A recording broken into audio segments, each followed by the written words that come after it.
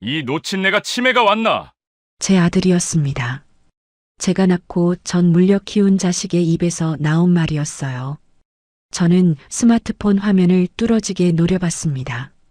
화면 속에서 아들이 제 금고를 발로 걷어차고 있었어요. 그런데 이상했습니다.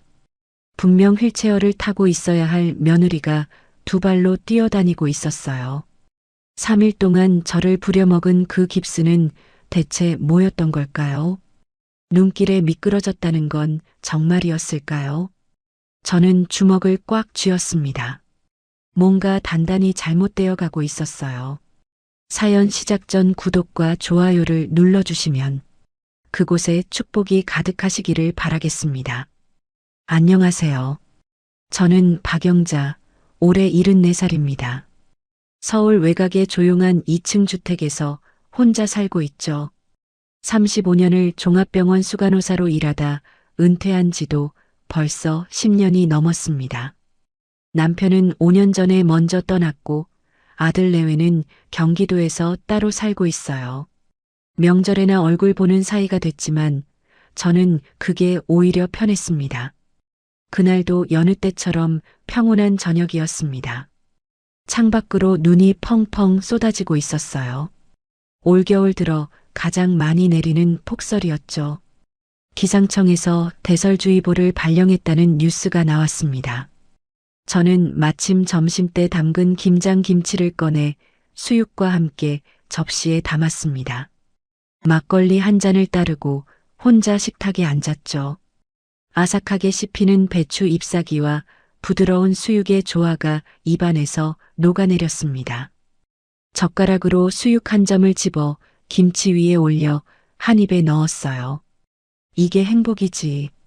저는 혼잣말을 하며 막걸리를 한 모금 머금었습니다. 창문 너머로 보이는 눈 내리는 마당이 한 폭의 그림 같았어요. 감나무 가지에 눈이 소복이 쌓이고 대문 앞 화단은 하얀 이불을 덮은 듯 했습니다. 텔레비전에서는 저녁 뉴스가 흘러나왔습니다.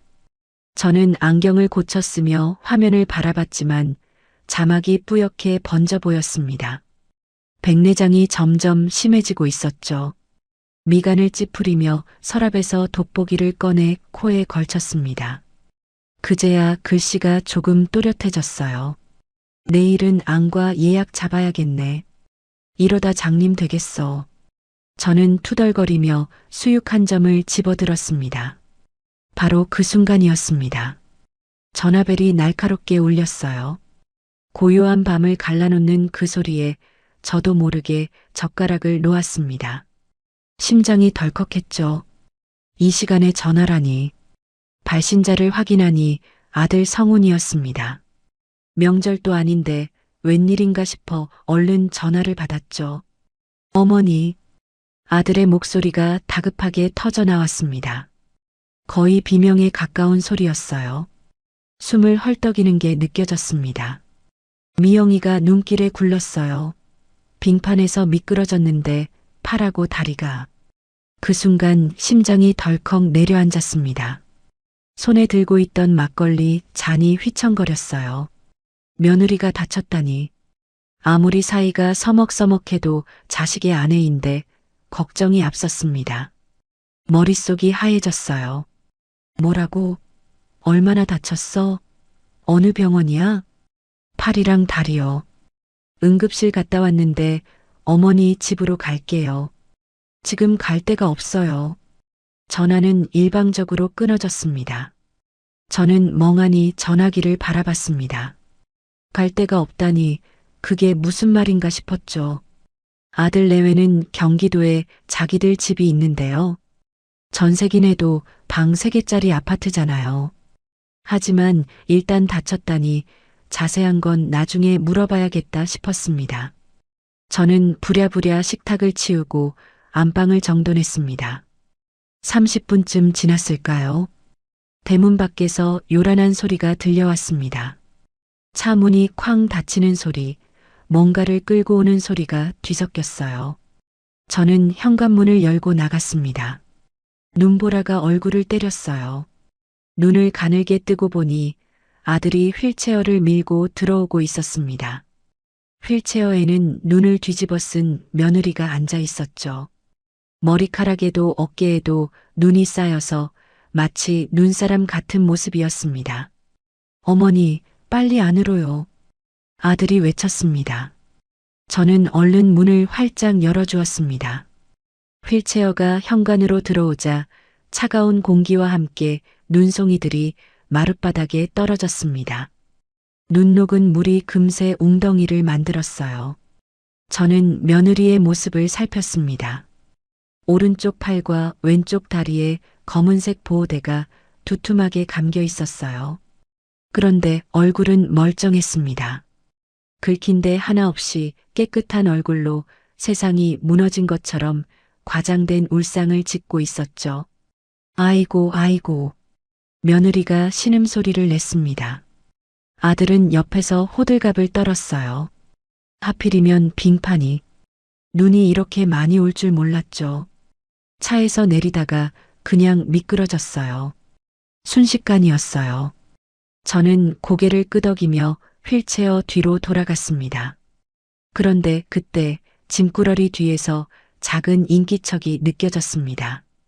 고개를 돌려보니 손녀 지수가 겁에 질린 얼굴로 쭈뼛거리고 서 있었어요.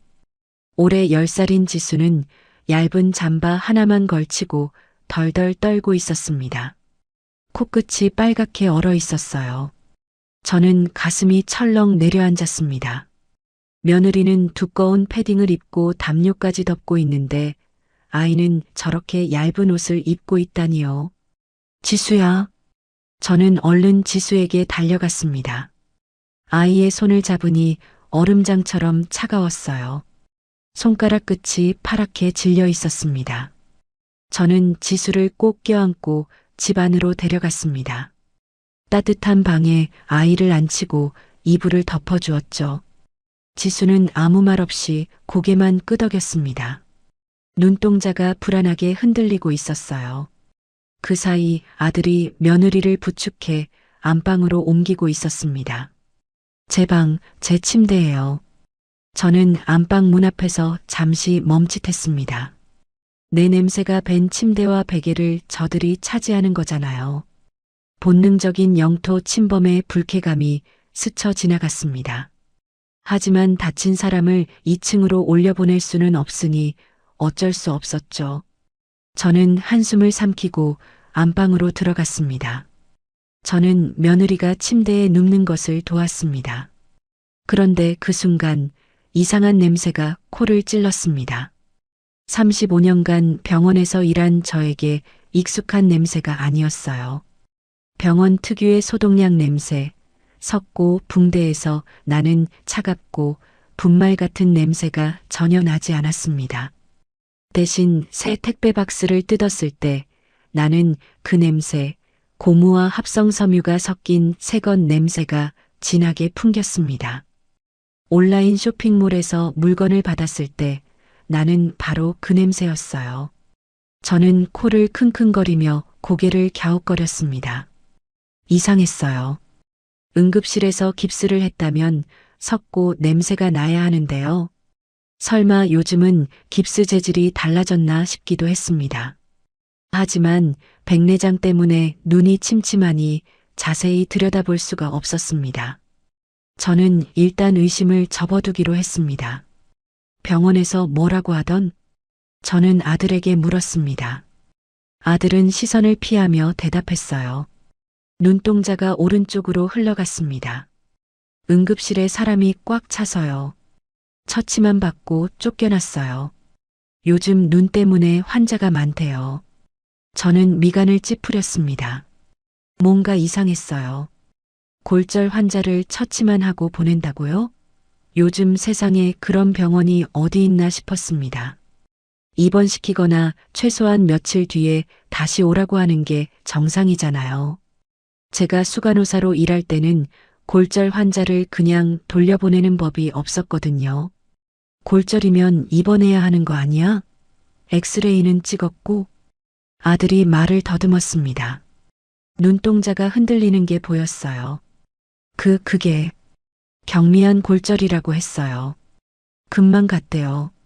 안정만 취하면 된대요. 저는 더 캐묻지 않았습니다. 아들의 표정이 영 수상했지만 밤도 깊었고 일단 쉬는 게 먼저였으니까요. 저는 한숨을 삼키며 2층 손님방으로 올라갔습니다. 계단을 오르는데 무릎이 시큰거렸어요. 내 집에서 내가 손님방 신세라니 기가 막혔습니다. 밤 11시가 넘었을 때였습니다. 막 잠이 들려는 참에 아래층에서 인터폰 소리가 울렸어요. 며느리 목소리였습니다. 어머님, 배가 고파서요. 김치말이 국수 먹고 싶어요. 입맛이 없는데 그것만 당기네요. 저는 벌떡 일어났습니다. 아픈 사람이 입맛은 살아있네 하는 생각이 스쳤지만 내색하지 않았습니다. 삐걱거리는 무릎을 펴고 부엌으로 내려갔죠. 냄비에 물을 올리고 소면을 삶았습니다. 김치를 송송 썰어 넣고 참기름을 둘렀어요. 국수를 쟁반에 받쳐들고 안방으로 갔습니다. 시계를 보니 밤 11시 반이었습니다. 며느리는 침대에 반쯤 기대 앉아 있었습니다. 아들이 옆에서 국수를 떠먹여 주었어요. 며느리는 넙죽넙죽 받아먹으며 국물까지 시원하게 들이켰습니다. 팔을 다쳤다면서 목을 쭉 빼 그릇 쪽으로 고개를 가져가는 동작이 어찌나 날렵한지요. 목 힘이 아주 좋아 보였습니다. 그리고 침대에 누울 때 아이고 나 죽네 소리를 내면서도 엉덩이를 들썩여 자세를 잡는 동작이 놀라울 정도로 가볍고 날렵했던 게 떠올랐습니다. 환자 특유의 묵직하게 축 처지는 느낌이 전혀 없었어요. 저는 속으로 혀를 찼습니다. 그때 문득 지수 생각이 났습니다. 아이는 저녁을 먹었을까요? 저는 살금살금 지수가 있는 방으로 갔습니다. 문을 열어보니 지수가 구석에 웅크리고 앉아 있었어요. 배가 고픈지 배를 움켜쥐고 있었습니다. 저는 가슴이 먹먹해졌습니다. 저는 부엌으로 가서 남은 수육을 전자레인지에 데웠습니다. 따뜻한 밥과 김치를 함께 지수 앞에 놓아주었죠. 지수는 아무 말 없이 허겁지겁 밥을 먹었습니다. 숟가락질이 어찌나 빠른지 금세 밥그릇이 비었어요. 그 모습을 보는데 눈시울이 뜨거워졌습니다. 부모가 호들갑 떠는 사이 아이는 굶고 있었던 거잖아요. 저는 지수의 머리를 쓰다듬어 주었습니다. 한참 후 저는 2층 손님방에 누웠습니다. 하지만 잠이 오지 않았어요. 창밖에서는 눈보라 소리가 거세게 몰아쳤습니다. 바람이 창문을 흔들어댔죠. 아래층에서 쿵쿵거리는 소리가 들렸어요. 짐을 정리하는 소리인 것 같았습니다. 저는 천장을 바라보며 생각에 잠겼습니다. 뭔가 찜찜했습니다. 깁스에서 왜 병원 냄새가 아니라 새 제품 냄새가 났을까요? 병원에서 쫓겨났다는 말도 이상했고요. 그리고 며느리의 날렵한 몸동작들이 자꾸 머릿속에 맴돌았습니다. 35년간 수많은 골절 환자를 봐온 제 경험으로는 도저히 납득이 안 됐어요. 저는 고개를 저었습니다. 아니야, 내가 너무 예민한 거야. 아들이 설마 나를 속이겠어. 피는 물보다 진하다는데. 저는 스스로를 다독이며 눈을 감았습니다. 하지만 마음 한구석에서 직감이 속삭이고 있었습니다. 뭔가 잘못됐다고요. 그렇게 불안한 첫밤이 지나갔습니다. 다음 날 새벽 5시였습니다. 창밖은 아직 깜깜했어요. 저는 꿈결에 인터폰 소리를 들었습니다. 처음엔 꿈인가 싶어 뒤척였죠. 하지만 소리는 멈추지 않았습니다. 삐삐삐 삐삐삐. 귀를 파고드는 전자음이었어요. 어머님, 물 좀 주세요. 목이 타요. 며느리 목소리였습니다. 저는 무거운 눈꺼풀을 억지로 들어 올렸어요. 삐걱거리는 무릎을 펴고 침대에서 일어났습니다. 계단을 내려가는데 발이 휘청거렸어요. 어젯밤 12시가 넘어서야 겨우 잠들었는데 4시간도 못 잔 거였죠. 난간을 붙잡고 한 계단씩 조심스럽게 내려갔습니다. 부엌에서 물을 한 컵 따라 안방으로 갔습니다. 며느리는 침대에 반쯤 기대 앉아 있었어요. 머리는 헝클어져 있었지만 얼굴에는 화색이 돌았습니다. 아픈 사람 얼굴이 아니었어요. 제가 물컵을 건네자 고개를 저었습니다. 어머님 빨대요. 팔이 아파서 컵을 못 들겠어요. 구부러지는 걸로요. 저는 속으로 한숨을 삼켰습니다. 다시 부엌으로 가서 서랍을 뒤졌어요. 구부러지는 빨대를 찾아 컵에 꽂아 가져갔습니다. 그런데 며느리는 빨대 각도가 마음에 안 든다며 직접 손을 뻗어 빨대를 조절했습니다. 오른팔이 다쳤다면서 손목을 꺾어 빨대를 만지는 동작이 아주 자연스러웠어요. 저는 눈을 가늘게 떴지만 침침한 시야로는 자세히 볼 수가 없었습니다. 그저 이상하다는 느낌만 스쳐 지나갔죠. 아침 7시가 되자 며느리의 요구가 본격적으로 시작됐습니다. 어머님, 뼈 붙으려면 칼슘이 최고래요. 사골국 있으세요? 아, 그리고 멸치볶음이랑 치즈 계란말이도요. 치즈는 꼭 넣어주셔야 해요. 모차렐라로요. 저는 냉장고를 열었습니다. 사골국은 없었어요. 멸치는 있었지만 치즈는 떨어진 상태였죠. 저는 난감했습니다. 사골국은 없는데 된장찌개 끓여줄까? 며느리의 표정이 굳어졌습니다. 입꼬리가 축 처지더니 눈에 물기가 고였어요. 연극을 하듯 과장된 표정이었습니다. 어머님, 저 뼈가 부러졌잖아요. 된장찌개가 무슨 소용이에요. 아, 속상해서. 옆에 있던 아들이 끼어들었습니다. 아내 편을 드는 목소리였어요. 엄마, 사골 사다 끓여요. 미영이가 얼마나 아픈데. 마트 아침 9시에 열잖아요. 저는 입술을 꾹 깨물었습니다. 새벽부터 불려다니고 이제는 장까지 봐오라는 거였죠. 하지만 손녀 지수가 아침밥을 먹어야 하니 참았습니다. 저는 부엌에서 있는 재료로 아침상을 차렸어요. 계란말이, 김치, 콩나물국, 밥. 소박하지만 정성껏 만들었습니다. 계란말이는 노릇노릇하게 굽고 콩나물국에는 다진 마늘을 넉넉히 넣었죠. 식탁에 둘러앉았는데 분위기가 이상했어요. 아들은 며느리 그릇에만 반찬을 덜어주느라 바빴습니다. 저와 지수는 조용히 밥만 먹었죠. 지수는 고개를 푹 숙인 채 밥알만 콕콕 집어 먹었습니다. 그때 아들이 국을 한 숟가락 떠먹더니 얼굴을 찌푸렸습니다. 엄마, 국이 좀 짜다. 미영이 붓는데 싱겁게 해야지. 가슴이 뜨끔했습니다.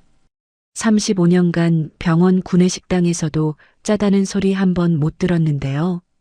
저는 아무 말 없이 숟가락을 내려놓았습니다. 입맛이 싹 달아났어요. 목구멍이 막히는 것 같았습니다. 식사 후 지수가 학교에 갈 준비를 했습니다. 저는 현관까지 따라 나가 신발 신는 것을 도와주었어요. 지수의 운동화 끈을 묶어주는데 아이가 고개를 숙이고 작은 목소리로 중얼거렸습니다. 할머니, 엄마 꾀병 같아. 저는 손을 멈췄습니다. 심장이 덜컥했어요. 지수의 얼굴을 올려다보니 아이의 눈동자가 흔들리고 있었습니다. 뭔가 더 말하고 싶은 듯 했지만 지수는 입을 다물고 후다닥 뛰어나갔습니다. 찬바람이 현관으로 밀려 들어왔어요. 저는 멍하니 닫힌 현관문을 바라봤습니다. 꾀병이라고요? 10살짜리 아이가 왜 그런 말을 했을까요? 저는 고개를 저었습니다. 아이가 엄마한테 삐져서 그런 거겠지. 그렇게 생각하려 했습니다. 하지만 가슴 한구석에 걸리는 게 있었어요. 오전 내내 며느리의 호출은 계속됐습니다. 물 달라, 이불 정리해달라, 베개 높이를 바꿔달라, 커튼을 쳐달라. 저는 1층과 2층을 수십 번 오르내렸어요. 무릎이 시큰거렸습니다. 허리도 끊어질 것 같았죠. 손으로 허리를 받치며 계단을 올랐습니다. 점심때가 되자 며느리가 또 요구했습니다. 침대에 기대앉아 손톱을 다듬으며 말했어요. 어머님, 자연산 전복죽이 먹고 싶어요. 병원에서 그게 뼈한테 좋대요. 자연산 전복이라니요. 그게 얼마짜린데요? 저는 속이 부글부글 끓었지만 겉으로는 내색하지 않았습니다. 전복은 없고 잣죽 끓여줄까? 며느리가 한숨을 푹 쉬었습니다. 마치 제가 큰 잘못이라도 한 것처럼요. 잣죽이요? 에이, 그건 맛이 없어서. 그냥 라면이라도 끓여주세요. 계란 2개 넣어서요. 저는 라면을 끓였습니다. 계란 2개를 풀고 파를 송송 썰어 넣었어요. 라면 그릇을 들고 안방으로 가는데 며느리가 침대 시트를 만지작거리며 투덜거렸습니다. 어머님, 이 시트 까슬까슬해서 피부가 쓸려요. 순면으로 바꿔주시면 안 될까요? 아, 그리고 방에 먼지가 많은 것 같아요. 청소기 좀 돌려주세요. 저는 이를 악물었습니다. 내 방인데 먼지가 많다니요. 하지만 참았습니다. 라면 그릇을 건네주고 돌아서는데 전직 간호사의 본능이 발동했어요. 문득 며느리의 상태가 궁금해졌습니다. 골절 환자라면 부기가 있어야 하고 열감도 있어야 했거든요. 염증 반응이 일어나니까요. 미영아, 열 좀 볼게. 저는 며느리의 이마에 손을 댔습니다. 시원했어요. 팔뚝도 만져봤습니다. 피부가 뽀송뽀송하고 차가웠죠. 저는 눈썹을 찌푸렸습니다. 이상했어요. 골절이면 염증 반응이 있어서 열감이 있어야 하는데 전혀 없었습니다. 골절인데 열이 하나도 없네. 붓지도 않았고. 제가 혼잣말처럼 중얼거리자 며느리가 움찔했습니다. 눈동자가 흔들렸어요. 목소리가 살짝 떨렸습니다. 그게 소염제를 먹어서 그래요. 병원에서 센 거 줬거든요. 저는 고개를 끄덕였지만 마음 한구석이 찜찜했습니다. 소염제를 먹어도 이렇게까지 멀쩡할 수가 있나 싶었죠. 저는 보호대 틈으로 손가락을 넣어보기를 확인하려 했습니다. 그 순간 며느리가 소스라치게 놀라며 비명을 질렀어요. 아, 건드리지 마세요. 의사가 절대 안정이래요. 목소리가 날카롭게 찢어졌습니다. 과장된 반응이었어요. 저는 손을 걷었습니다. 며느리의 눈빛이 예사롭지 않았거든요. 무언가를 숨기는 사람의 눈빛이었습니다. 경계심이 가득했어요. 오후가 되자 며느리가 화장실에 가고 싶다고 했습니다. 혼자는 못 가겠다며 부축해달라고 했죠. 저는 며느리의 옆구리에 팔을 넣고 일으켜 세웠습니다. 그런데 이상했어요. 환자를 부축할 때는 보통 몸이 축 처지는 느낌이 있거든요. 35년간 수많은 환자를 부축해본 제가 틀릴 리 없었습니다. 그런데 며느리의 몸은 달랐어요. 탄탄하게 버티는 힘이 느껴졌습니다. 코어 근육이 단단하게 잡혀 있었죠. 마치 운동선수를 부축하는 느낌이었습니다. 며느리가 전직 필라테스 강사라는 게 떠올랐어요. 화장실 앞까지 데려다주고 돌아서려는데 며느리가 불렀습니다. 어머님, 문 열어놓고 계세요. 혹시 쓰러지면 어떡해요? 저는 기가 막혔습니다. 74살 시어머니가 41살 며느리 볼일 보는 걸 지켜보라니요. 저는 고개를 돌리고 복도에 서 있었습니다. 화장실에서 볼일 보는 소리가 들렸어요. 그리고 휴지 뜯는 소리. 저는 귀를 막고 싶었습니다. 어머님, 휴지 좀. 며느리가 뒤처리를 시키려는 뉘앙스를 풍겼습니다. 저는 기겁해서 물티슈통을 안으로 던져주고 도망치듯 나왔습니다. 심장이 쿵쾅거렸어요. 굴욕감에 눈앞이 아찔했습니다. 얼굴이 화끈거렸어요. 저녁이 되어 아들이 퇴근했습니다. 저는 저녁상을 차려놓았어요. 돼지고기 김치찌개와 계란찜이었습니다. 아들이 밥을 먹다가 넌지시 물었습니다. 어머니, 인감도장 잘 있죠? 요즘 빈집털이가 많대서요. 귀중품은 어디 두셨어요? 저는 젓가락을 멈췄습니다. 왜 갑자기 인감도장을 묻는 걸까요? 심장이 서늘해졌습니다. 왜? 인감도장은 내가 잘 보관하고 있어. 아들이 어색하게 웃었습니다. 눈이 웃지 않았어요. 아, 그냥요. 요즘 어르신들 사기 많이 당하잖아요. 걱정돼서요. 저는 대답하지 않았습니다. 뭔가 이상했어요. 아들의 눈빛이 평소와 달랐거든요. 그날 밤이었습니다. 저는 잠이 오지 않아 물을 마시러 1층으로 내려갔어요.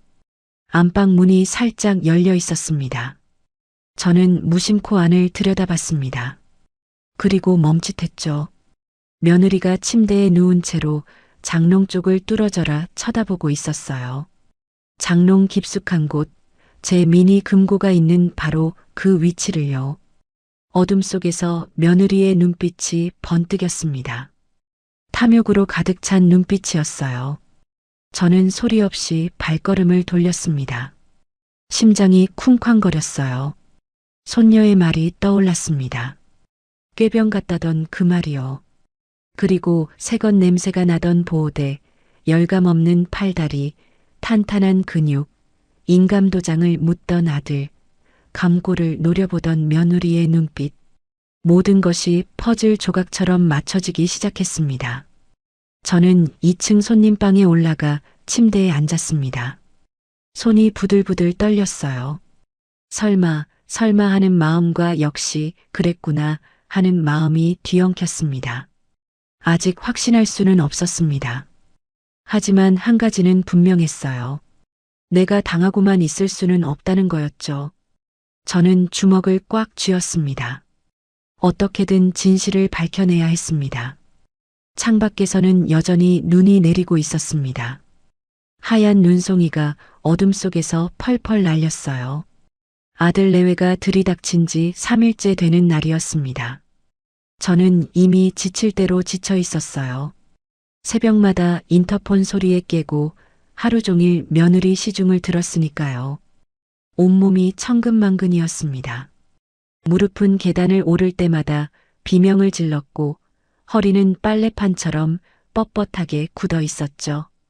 그날 저녁 저는 거실에서 뉴스를 보고 있었습니다. 돋보기를 쓰고 화면을 바라보는데 익숙한 지명이 귀에 들어왔어요.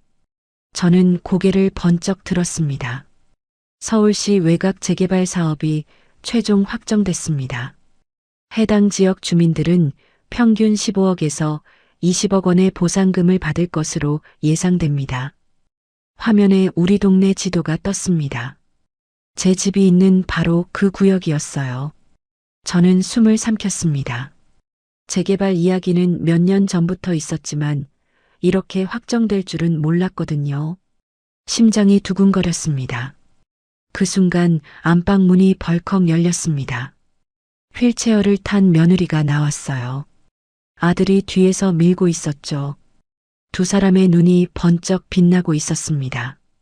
마치 복권에 당첨된 사람들 같았어요. 어머니, 뉴스 보셨어요? 대박이네요. 아들이 흥분한 목소리로 말했습니다. 목소리가 들떠 있었어요. 며느리도 거들었습니다. 이 집 보상받으면 20억은 나오겠네요. 어머님 인생 역전이에요. 저는 대답하지 않았습니다. 두 사람의 눈빛이 영 마음에 들지 않았거든요. 탐욕이 적나라하게 드러나 있었습니다. 아들이 소파에 앉더니 스마트폰을 꺼냈어요. 계산기 앱을 두드리기 시작했습니다. 손가락이 바쁘게 움직였죠. 20억에서 세금 떼고 빚 갚고 강남 아파트 전세 끼고 사면 딱 맞겠다. 어머니, 우리 합가하면 어때요? 저는 눈을 크게 떴습니다. 합가라니요. 갑자기요? 합가? 그게 무슨 소리야? 아들이 어깨를 으쓱했습니다. 마치 당연한 일인 것처럼요. 어머니 혼자 사시기 뭐하잖아요. 눈도 안 좋으시고 같이 살면 서로 좋잖아요. 며느리가 바로 끼어들었습니다. 목소리가 꿀을 바른 듯 달콤했어요. 눈웃음까지 치며 말했습니다. 맞아요, 어머님. 어머님, 눈이 안 보이시는데 큰돈 관리 어떻게 하세요? 요즘 어르신들 보이스피싱에 사기 많이 당하잖아요. 저희가 관리해 드릴게요. 편하게 사세요. 저는 속이 뒤집어지는 것 같았습니다. 눈이 안 보인다고요? 제가 바보인가요? 저는 일부러 천천히 말했습니다. 내 돈은 내가 알아서 해. 걱정 마. 며느리의 표정이 살짝 굳어졌습니다. 입꼬리가 실룩거렸어요. 하지만 금세 웃음을 되찾았습니다. 능글맞은 웃음이었어요. 어머님, 저희가 어머님 돈 뺏으려는 게 아니에요. 효도하려는 거죠. 어머님 남은 여생 편하게 모실게요. 저는 코웃음이 나왔습니다. 효도라고요. 지금까지 명절에도 얼굴 제대로 안 비추던 사람들이요. 손녀 지수 생일에도 선물 하나 안 보내던 사람들이요. 하지만 겉으로는 내색하지 않았습니다. 저는 자리에서 일어났어요. 피곤하다. 먼저 올라갈게. 저는 2층으로 올라갔습니다. 방문을 닫고 침대에 털썩 주저앉았어요. 심장이 빠르게 뛰었습니다. 손이 떨렸어요. 저들이 노리는 게 뭔지 너무나 명확했습니다. 재개발 보상금이었죠. 저는 천장을 바라보며 한숨을 내쉬었습니다. 가슴이 답답했어요.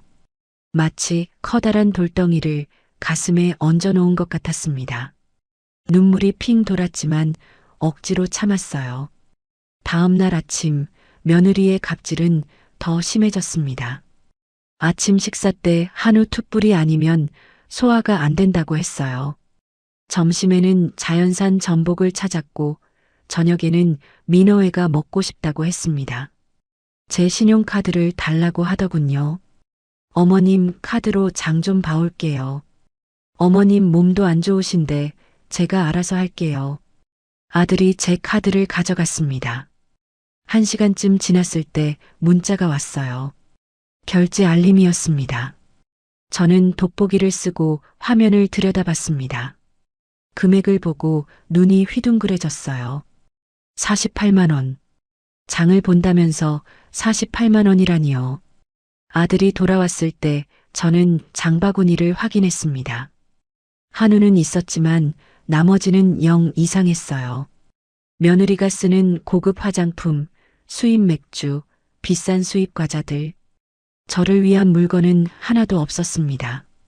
저는 입술을 깨물었어요. 화가 치밀어 올랐지만 참았습니다.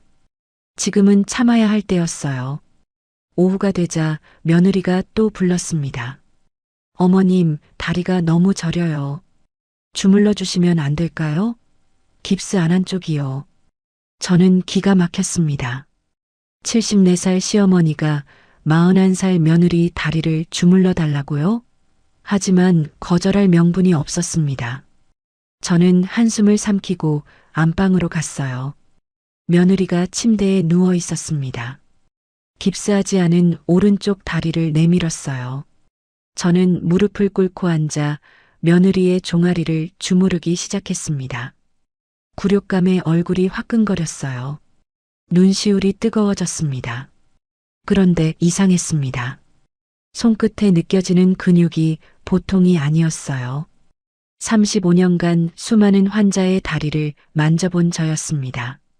환자의 다리는 대부분 물렁물렁하거든요. 오래 누워있으면 근육이 빠지니까요. 그런데 며느리의 다리는 달랐습니다. 종아리 근육이 돌덩이처럼 단단했어요. 탄력이 넘쳤습니다. 마치 매일 운동하는 사람의 다리 같았죠. 저는 속으로 생각했습니다. 이건 누워만 있던 다리가 아니야. 며느리가 전직 필라테스 강사라고 했죠. 그래도 골절로 며칠이나 누워있던 환자가 이렇게 근육이 탄탄할 수가 있나요? 저는 일부러 손에 힘을 줘서 깁스한 쪽 다리를 툭 건드렸습니다. 실수인 척했어요. 아! 며느리가 소리쳤습니다. 그런데 이상했어요. 반응이 1초 정도 늦었습니다. 진짜 아픈 사람이라면 건드리는 순간 바로 소리를 질렀을 겁니다.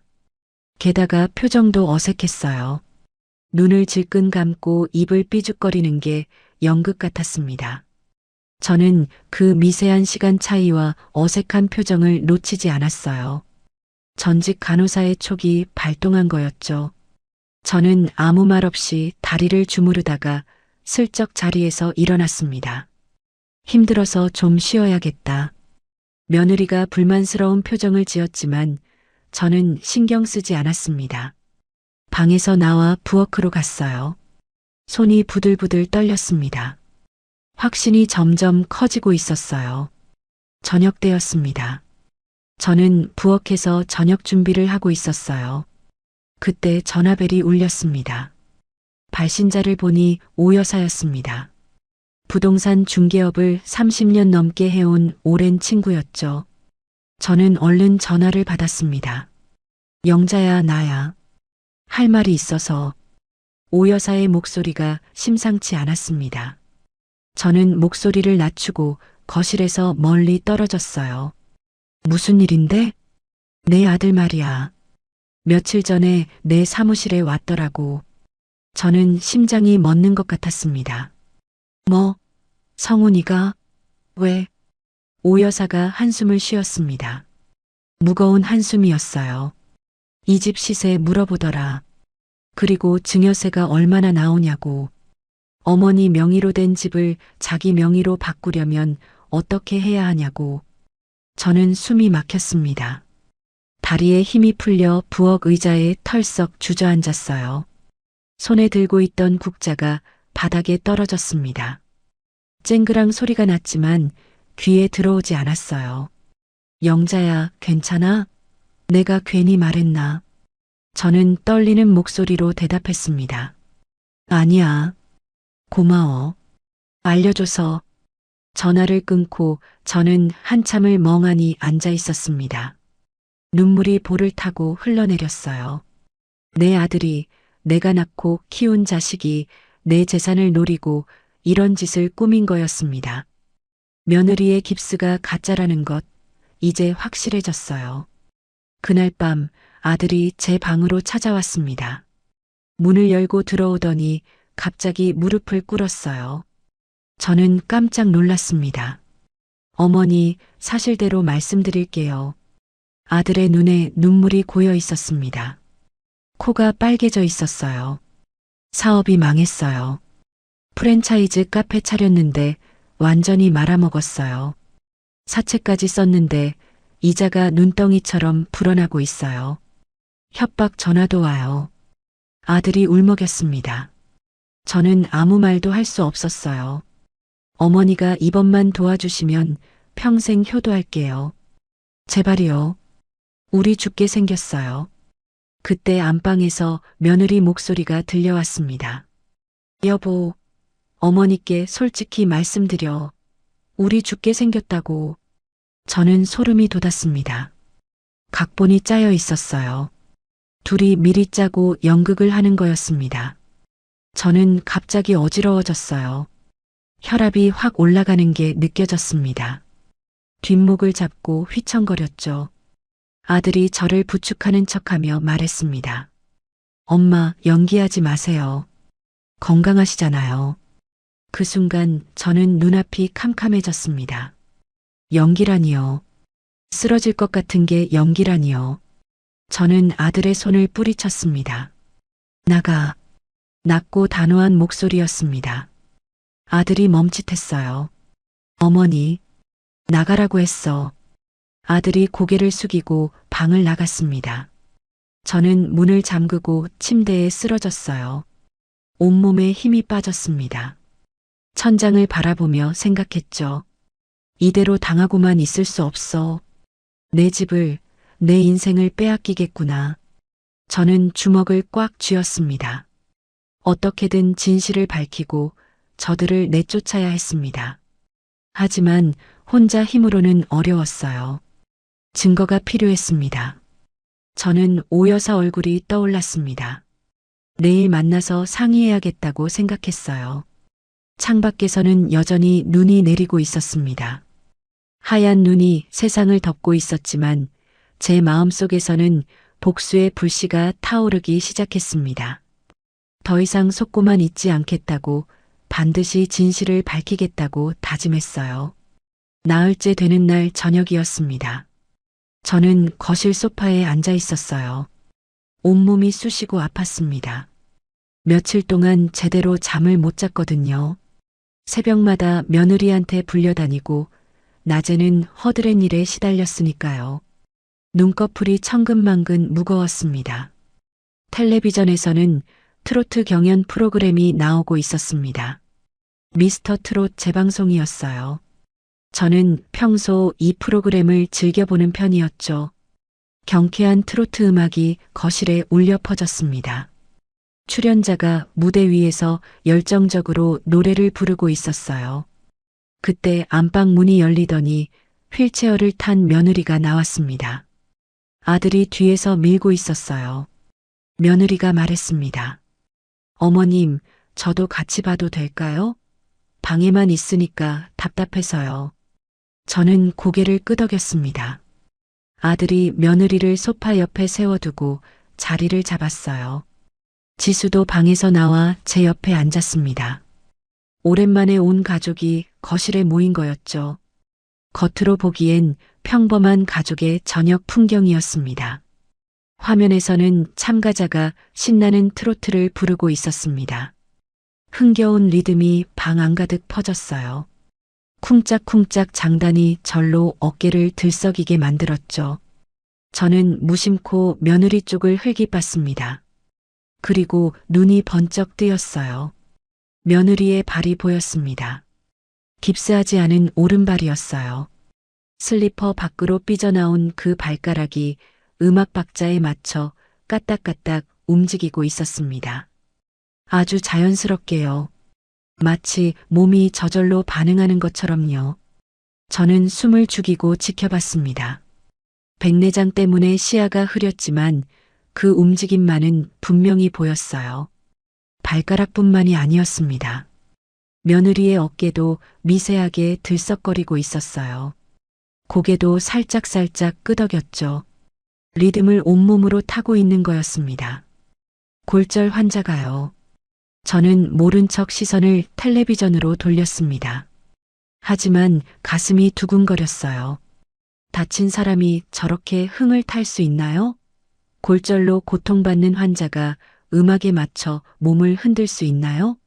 35년간 병원에서 일하면서 그런 환자는 단 한 번도 본 적이 없었습니다. 그때 지수가 벌떡 일어났습니다. 텔레비전 앞으로 달려가더니 춤을 추기 시작했어요. 10살짜리 아이다운 귀여운 춤사위였습니다. 팔을 휘젓고 엉덩이를 실룩거리며 신나게 춤을 췄죠. 노래 가사를 따라 부르기도 했어요. 며느리가 웃으며 말했습니다. 아유, 누굴 닮아서 저렇게 춤을 잘 춰? 저는 속으로 코웃음을 쳤습니다. 뻔뻔하기도 하지. 다리 다친 사람이 춤 이야기를 하다니요. 하지만 겉으로는 아무 표정도 짓지 않았습니다. 입꼬리 하나 까딱하지 않았어요. 지수가 한참 춤을 추다가 헐떡이며 제 곁으로 돌아왔습니다. 제 무릎 위에 털썩 앉았어요. 땀에 젖은 머리카락이 이마에 달라붙어 있었습니다. 볼이 발갛게 상기되어 있었죠. 저는 손수건으로 지수의 이마를 닦아주었어요. 아이의 체온이 따뜻하게 느껴졌습니다. 그때였습니다. 지수가 제 귀에 입을 가까이 대더니 아주 작은 목소리로 속삭였어요. 거의 들리지 않을 정도로 작은 소리였습니다. 할머니, 엄마가 나보다 춤 더 잘 춰. 저는 손을 멈췄습니다. 심장이 쿵 내려앉았어요. 지수를 바라봤습니다. 아이의 눈동자가 진지했어요. 장난치는 얼굴이 아니었습니다. 입술을 꾹 다물고 있었죠. 뭐라고? 저도 모르게 되물었습니다. 목소리가 떨렸어요. 지수가 다시 귀에 대고 속삭였습니다. 이번에는 더 작은 목소리로요. 어젯밤에도 방문 잠그고 아빠랑 침대 위에서 춤췄어. 찍찍이 풀고 막 다리 찢기도 했어. 저는 숨이 멎는 것 같았습니다. 머릿속이 하얘졌어요. 찍찍이라고요? 찍찍이를 풀었다고요? 다리 찢기를 했다고요? 그 순간 모든 퍼즐이 맞춰졌습니다. 병원 냄새가 아닌 새것 냄새, 열감 없는 피부, 돌처럼 단단한 근육, 늦은 통증 반응. 그리고 찍찍이. 그 보호대는 처음부터 진짜 깁스가 아니었던 거예요. 인터넷에서 파는 가짜 깁스, 벨크로로 탈착하는 보호대였던 겁니다.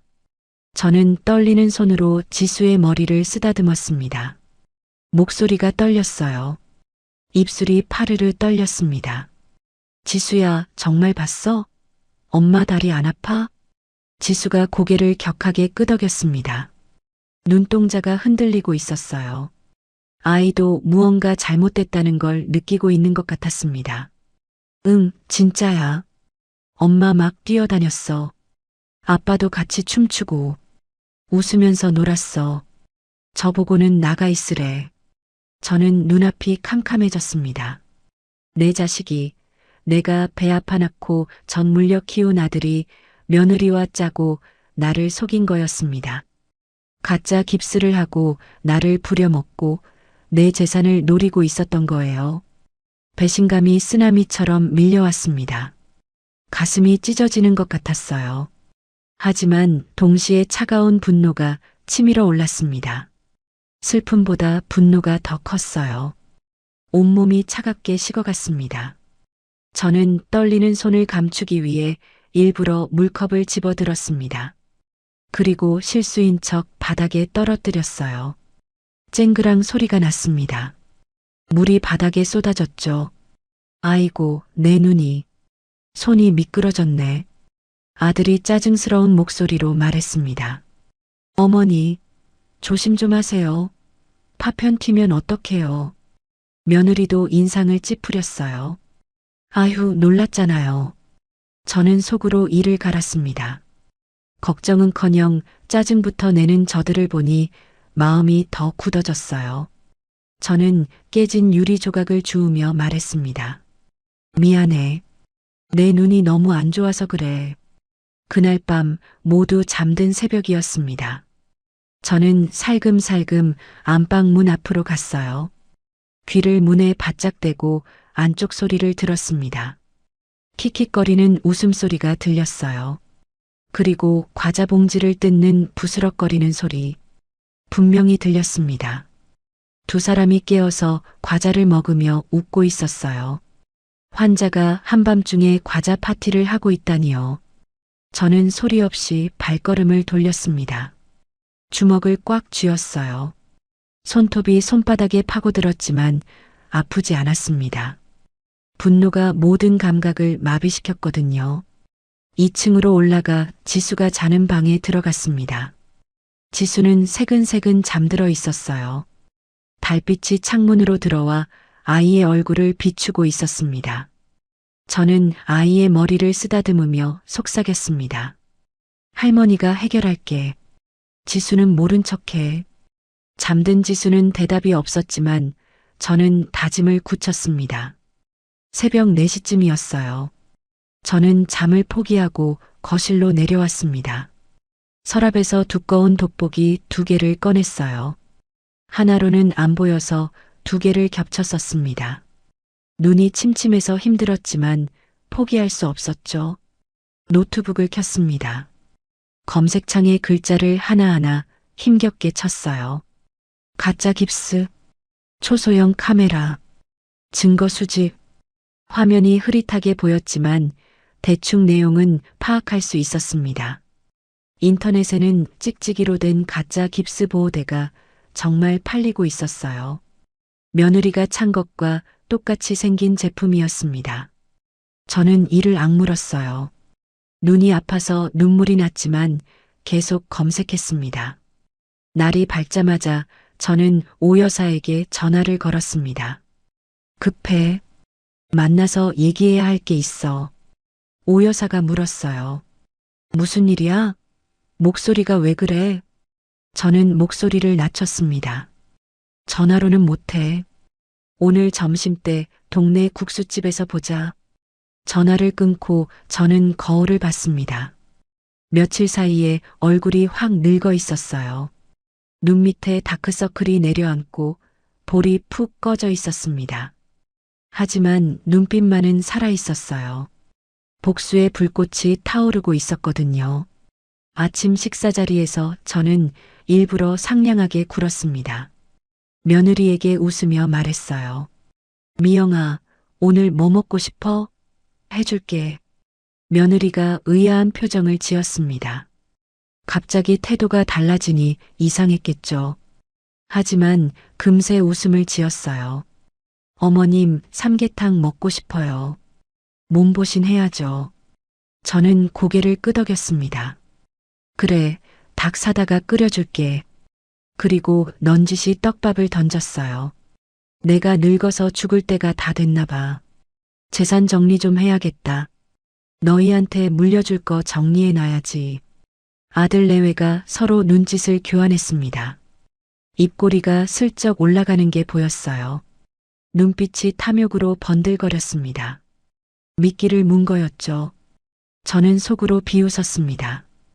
어디 한번 끝까지 가보자. 누가 이기나 두고 보자.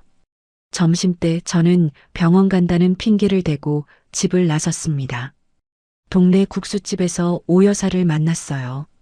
오 여사는 제 얼굴을 보더니 깜짝 놀랐습니다. 영자야, 얼굴이 왜 그래? 무슨 일이야? 저는 그동안 있었던 일을 전부 털어놓았습니다. 가짜 깁스, 며느리의 춤, 손녀의 증언, 재산을 노리는 아들 내외. 칼국수가 식도록 말했어요. 오 여사는 눈이 휘둥그레졌습니다. 젓가락을 놓고 제 말에 집중했죠. 세상에 그런 나쁜 놈들이 있나? 자식이 어떻게 부모한테 그럴 수 있어? 영자야, 가만히 있으면 안 돼. 증거를 잡아야 해. 저는 고개를 끄덕였습니다. 나도 그렇게 생각해. 그래서 내가 필요해. 혼자서는 못하겠어. 오 여사가 제 손을 꽉 잡았습니다. 거칠지만 따뜻한 손이었어요. 내가 도와줄게. 작전을 세우자. 영자야, 넌 너무 물렀어. 이번에 싹 다 고쳐놔야 해. 저는 오 여사의 손을 마주 잡았습니다. 눈물이 핑 돌았지만 꾹 참았어요. 이제 울 때가 아니었습니다. 싸워야 할 때였죠. 반격이 시작되는 거였습니다. 저는 고개를 들어 오 여사를 바라봤습니다. 두 눈에 힘을 주며 말했어요. 도와줘. 내 힘으론 안 돼. 오 여사가 고개를 끄덕였습니다. 굳은 표정이었어요. 눈빛이 단호했습니다. 걱정 마. 내가 다 알아서 할게. 오 여사와 국수집에서 헤어진 다음 날이었습니다. 저는 아침 일찍 일어나 거울 앞에 섰어요. 얼굴이 많이 수척해져 있었습니다. 볼이 푹 꺼지고 눈 밑에 다크서클이 내려앉아 있었죠. 하지만 눈빛만은 또렷했습니다. 오늘부터 작전이 시작되는 거였어요. 저는 깊이 숨을 들이쉬고 내뱉었습니다. 아침 식사 자리에서 저는 일부러 눈을 찡그리며 말했습니다. 연기를 해야 했어요. 35년간 병원에서 환자들을 봐왔으니 아픈 척하는 건 어렵지 않았습니다. 아이고, 눈이 너무 안 보여서 안 되겠다. 서울 큰 병원 가서 백내장 수술 받고 와야겠어. 아들이 젓가락을 멈췄습니다. 눈이 번쩍 뜨이는 게 보였어요. 며느리와 눈짓을 교환했습니다. 수술이요? 갑자기요? 저는 고개를 끄덕였습니다. 갑자기가 아니야. 진작 받았어야 하는데 미루고 미뤘지. 이번에 2박 3일 입원해서 수술 받고 올게. 며느리가 끼어들었습니다. 목소리에 기쁨이 묻어났어요. 숨기려 했지만 입꼬리가 실룩거렸습니다. 눈빛이 반짝거렸어요. 잘 생각하셨어요, 어머님. 눈이 안 보이시면 불편하시잖아요. 수술 받고 오세요. 간병인은 병원에서 구하시고요. 저희는 몸이 불편해서 못 가니까요.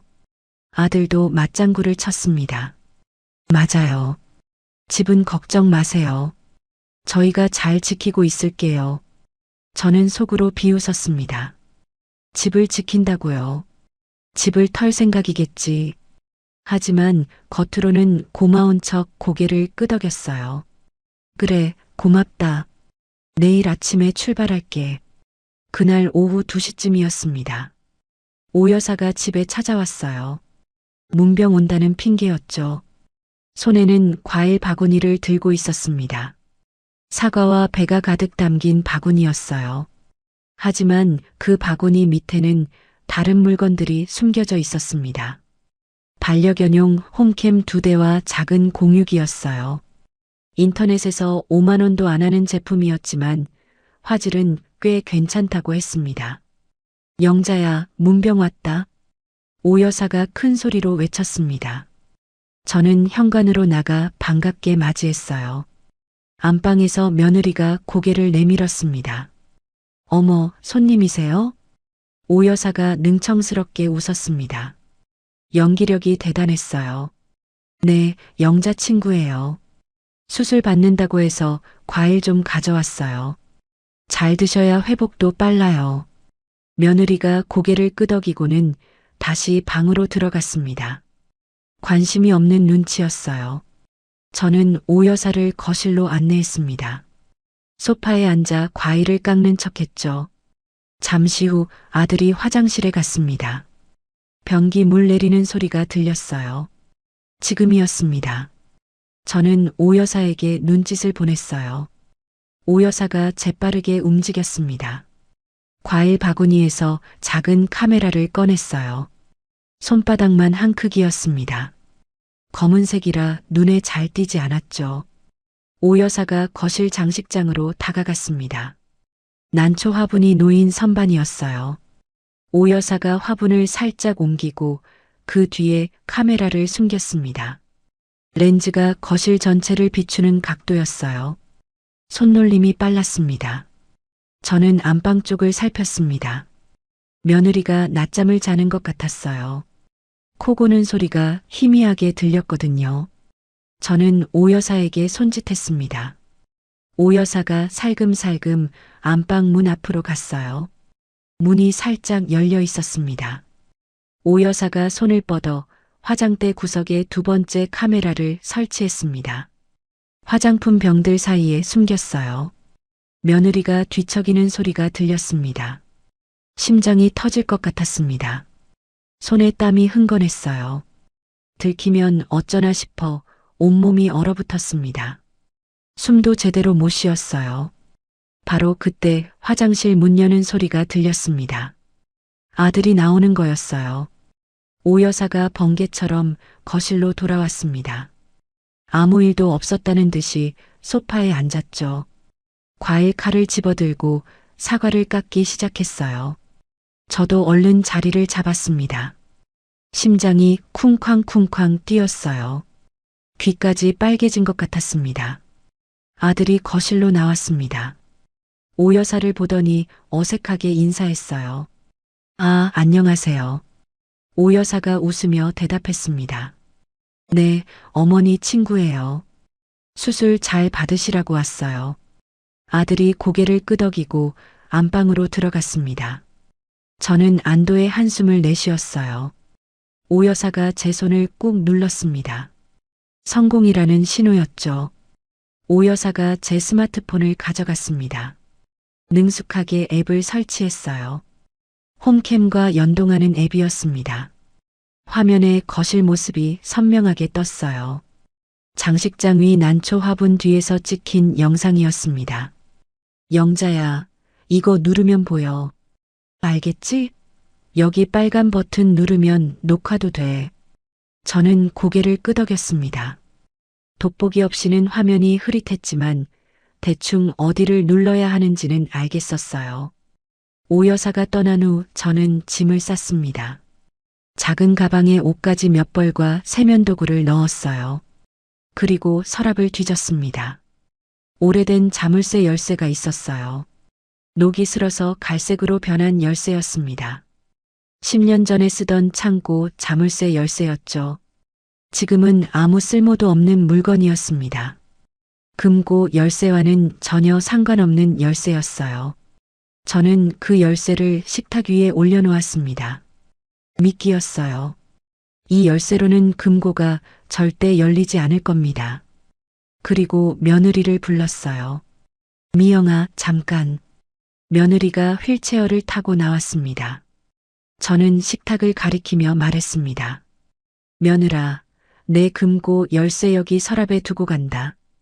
혹시 모르니까 급한 일 있으면 써. 며느리의 눈이 번쩍 빛났습니다. 입꼬리가 슬쩍 올라갔어요. 탐욕이 얼굴에 그대로 드러났습니다. 하지만 금세 표정을 감추고 걱정하는 척 말했어요. 네, 어머님. 잘 보관할게요. 수술 잘 받고 오세요. 저는 고개를 끄덕이고 현관으로 향했습니다. 지수에게 다가가 몰래 윙크했어요. 그리고 손에 용돈 5만 원을 쥐어주며 속삭였습니다. 할머니 없을 때 맛있는 거 사 먹어. 그리고 모른 척해. 지수가 눈을 껌뻑이며 고개를 끄덕였습니다. 아이의 눈에 불안함이 스쳐 지나갔지만 저는 안심시키듯 머리를 쓰다듬어 주었어요. 현관문을 열고 나섰습니다. 찬바람이 뺨을 스쳤어요. 눈이 소복이 쌓인 마당이 보였습니다. 뒤를 돌아보니 아들 내외가 현관에 서 있었습니다. 손을 흔들며 배웅하는 척했죠. 하지만 문이 닫히는 순간 문틈으로 본 며느리의 표정이 달랐습니다. 승리감에 도취된 얼굴이었어요. 입꼬리가 귀까지 올라가 있었습니다. 저는 이를 악물었습니다. 두고 보자. 누가 웃는지 두고 보자. 택시를 잡아 탔습니다. 기사에게 병원 주소를 말했어요. 택시가 출발하고 5분쯤 지났을 때 저는 뒤를 돌아봤습니다. 집이 시야에서 사라진 것을 확인하고 기사에게 말했습니다. 기사님, 죄송한데 방향을 바꿔주세요. 여기로 가주세요. 저는 오여산의 집 주소를 불러주었습니다. 기사가 의아한 눈으로 백미러를 통해 저를 봤지만 아무 말 없이 차를 돌렸어요. 오여산의 집에 도착했습니다. 오래된 빌라 3층이었어요. 페인트가 벗겨진 계단을 올라가니 오여사가 문을 열어주었습니다. 따뜻한 실내 공기가 밀려왔어요. 왔어? 어서 들어와. 고생했다. 저는 짐을 내려놓고 소파에 털썩 주저앉았습니다. 그제야 긴장이 풀렸어요. 온몸에 힘이 빠졌습니다. 며칠간 잠을 제대로 못 잔 피로가 한꺼번에 밀려왔죠. 휴, 성공했어. 들키는 줄 알았어. 오 여사가 따뜻한 차를 건네며 웃었습니다. 이제 시작이야. 치킨 시킬까? 맥주도 있어. 저는 고개를 끄덕였습니다. 평소 같으면 저녁에 치킨이라니 상상도 못했을 거예요. 건강을 생각해서 기름진 음식은 피했거든요. 하지만 오늘은 달랐습니다. 전쟁 전야였으니까요. 치킨과 맥주가 도착했습니다. 저는 스마트폰을 꺼내 홈캠 앱을 켰어요. 돋보기를 쓰고 화면을 들여다봤습니다. 심장이 터질 것 같았어요. 화면에 거실이 보였습니다. 그리고 놀라운 광경이 펼쳐졌어요. 제가 나가자마자 며느리가 휠체어에서 벌떡 일어나는 거였습니다. 찍찍이 소리가 났어요. 며느리가 보호대를 1초 만에 풀어 던졌습니다. 양팔을 휘두르며 소리쳤어요. 아오, 땀 차서 죽는 줄 알았네. 냄새 나는 거 봐. 아들이 웃으며 다가왔습니다. 기뻐서 어쩔 줄 모르는 표정이었어요. 두 사람이 하이파이브를 했어요. 드디어 갔어. 2박 3일 자유다. 드디어 해방이야. 며느리가 거실을 뛰어다녔습니다. 다리를 쭉쭉 뻗으며 스트레칭을 했어요. 깁스했던 다리가 멀쩡하게 움직였습니다. 아무 문제 없이요. 180도로 다리를 찢는 동작까지 했어요. 전직 필라테스 강사답게 유연한 몸이었습니다. 저는 눈앞이 캄캄해졌습니다. 알고 있었지만 직접 보니 배신감이 더 크게 밀려왔어요. 눈물이 핑 돌았습니다. 아들이 외쳤습니다. 이제 다 우리 거야. 열쇠 찾았어? 며느리가 식탁으로 달려갔습니다. 제가 놓아둔 녹슨 열쇠를 집어들었어요. 여기 있어. 금고 열자. 얼마나 들었을까? 저는 주먹을 꽉 쥐었습니다. 손톱이 손바닥에 파고들었어요. 오 여사가 제 어깨를 두드렸습니다. 영자야, 진정해. 저것들이 꼬리를 잡히는 거야. 증거가 쌓이고 있어. 저는 고개를 끄덕였습니다. 맞아. 이제 시작이야. 저는 화면을 노려보며 중얼거렸어요. 그래, 어디 한번 끝까지 가보자. 치킨은 입에 들어오지 않았습니다. 하지만 맥주는 벌컥벌컥 들이켰어요. 쓴맛이 목구멍을 타고 내려갔습니다. 배신의 맛보다는 덜 썼습니다. 창밖에서는 다시 눈이 내리기 시작했습니다. 펑펑 쏟아지는 폭설이었어요. 하늘이 복수를 돕는 것 같았습니다. 저는 눈 내리는 창밖을 바라보며 다짐했어요. 반드시 저들을 내쫓겠다고요. 오여사네 집에서 첫 밤을 보냈습니다. 잠은 거의 못 잤어요. 스마트폰 화면에서 눈을 뗄 수가 없었거든요. 돋보기 2개를 겹쳐 쓰고 화면을 들여다보느라 눈이 빠질 것 같았습니다. 눈물이 나고 눈알이 뻑뻑했어요. 하지만 멈출 수 없었습니다. 마치 남의 집을 훔쳐보는 것 같은 기분이었지만 그건 남의 집이 아니라 내 집이었어요. 내 돈으로 산 내 집에서 벌어지는 일이었습니다.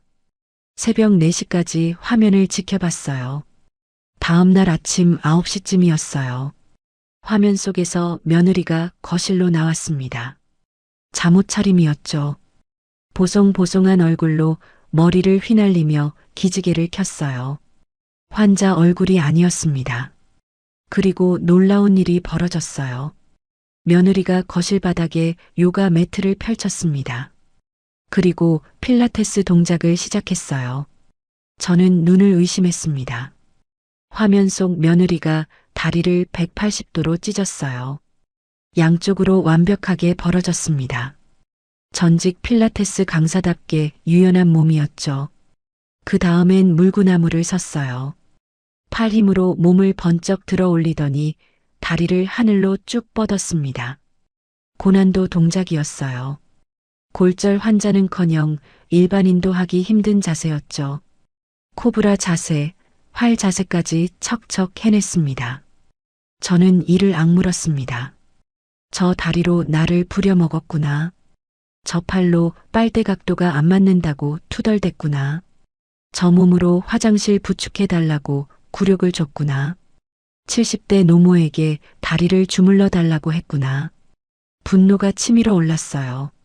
손이 부들부들 떨렸습니다. 주먹을 꽉 쥐었어요. 손톱이 손바닥에 파고들었지만 아프지 않았습니다. 오 여사가 커피를 가져왔습니다. 영자야, 좀 쉬어. 밤새 앉았잖아. 얼굴이 말이 아니야. 저는 고개를 저었습니다. 못 쉬어. 끝까지 봐야 해. 증거를 모아야 해. 화면 속에서는 더 가관인 일들이 벌어지고 있었어요. 점심때가 되자 아들이 냉장고를 열었습니다. 제가 아껴두었던 복분자주를 꺼냈어요. 명절에 먹으려고 모셔둔 거였죠. 그 옆에 있던 양주도 꺼냈습니다. 외국 여행 갔을 때 면세점에서 사온 거였어요. 아들이 며느리에게 잔을 건넸습니다. 두 사람이 건배를 했어요. 자유다. 건배. 2박 3일 천국이야. 놓친 내 없으니까 살 것 같아. 며느리가 술을 들이켰습니다.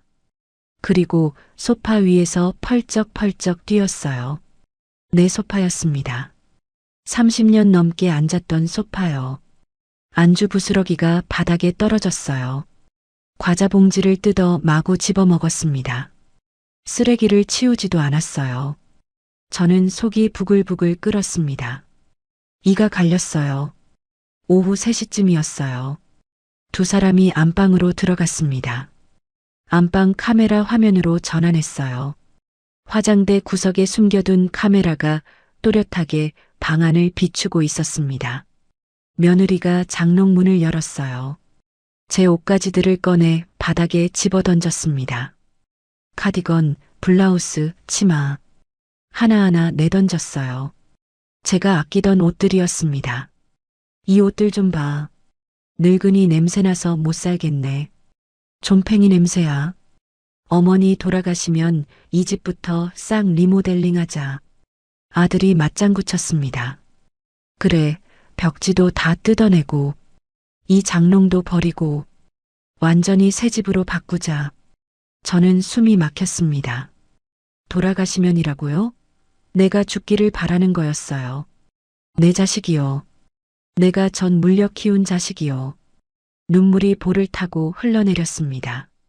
슬픔인지 분노인지 모를 눈물이었어요. 가슴이 찢어지는 것 같았습니다. 아들이 장롱 깊숙한 곳에서 금고를 꺼냈습니다. 작은 금고였어요. 제가 현금과 귀중품, 통장을 보관해 두는 곳이었죠. 아들이 어젯밤 제가 두고 간 녹슨 열쇠를 꺼냈습니다. 금고에 열쇠를 꽂았어요. 돌렸습니다. 하지만 열리지 않았어요. 당연했죠. 그건 가짜 열쇠였으니까요. 10년 전 창고 자물쇠 열쇠였어요. 뭐야? 안 열리잖아. 아들이 짜증을 냈습니다. 열쇠를 이리저리 돌려봤지만 소용없었어요. 힘껏 밀어봐도 꿈쩍도 안 했죠. 열쇠 구멍에 침까지 뱉어가며 시도했지만 안 됐습니다. 이 놓친 내가 치매가 왔나? 열쇠가 안 맞아. 젠장? 미쳤나? 아들이 금고를 발로 찼습니다. 쾅 하는 소리가 났어요. 저는 화면을 보며 주먹을 꽉 쥐었습니다. 놓친 내라고요. 치매라고요. 내 아들이 나를 그렇게 부르는 거였어요. 세상에. 며느리가 금고를 들어 올렸습니다. 무거운 거 보니까 뭔가 들어있긴 하네.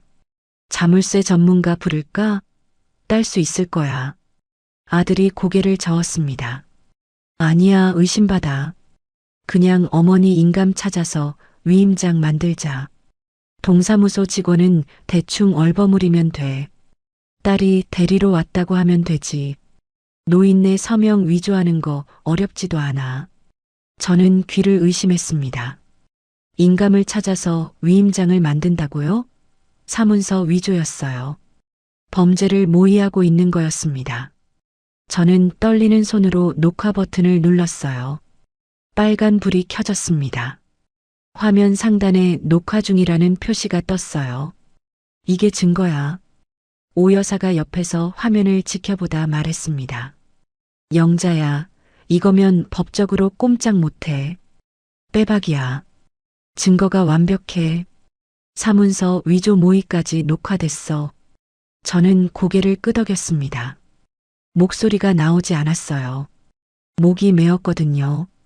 눈물이 볼을 적셨습니다. 저녁이 되었습니다. 화면 속에서 배달 음식이 도착했어요.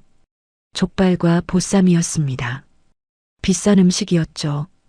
아들 내외가 거실에서 술판을 벌였어요. 맥주까지 시켰더군요. 그런데 지수는 보이지 않았습니다. 저는 불안해졌어요. 지수는 어디 있는 걸까요? 밥은 먹었을까요?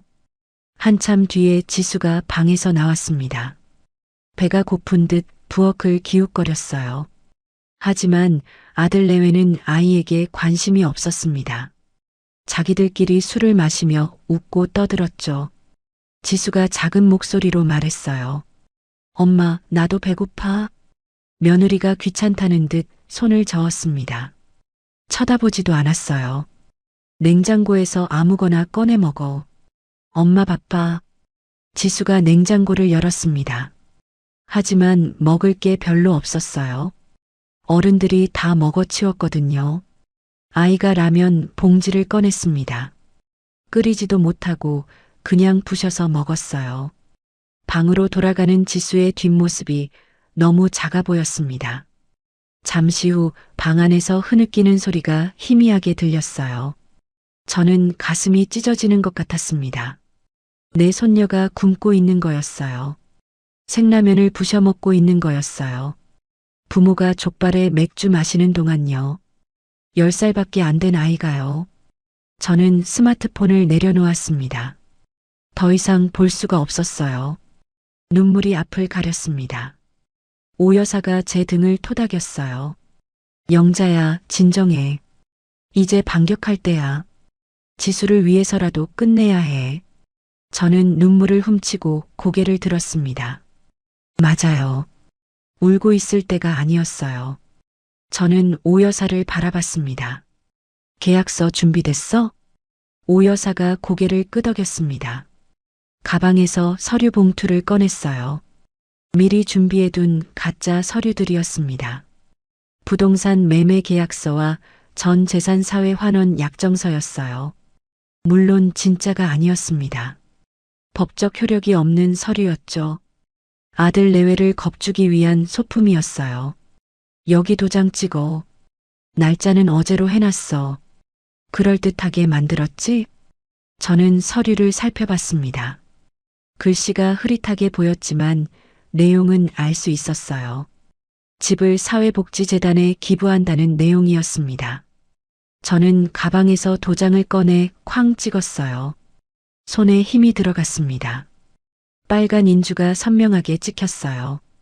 오 여사가 창밖을 내다봤습니다. 눈이 다시 오네. 폭설이야. 하늘이 우리 편인가 봐. 내일 아침에 들이닥치자. 저는 고개를 끄덕였습니다. 창밖으로 눈이 펑펑 내리고 있었어요. 마치 하늘이 복수를 돕는 것 같았습니다. 저는 옷장에서 검은 코트를 꺼냈어요. 오 여사가 빌려준 거였습니다.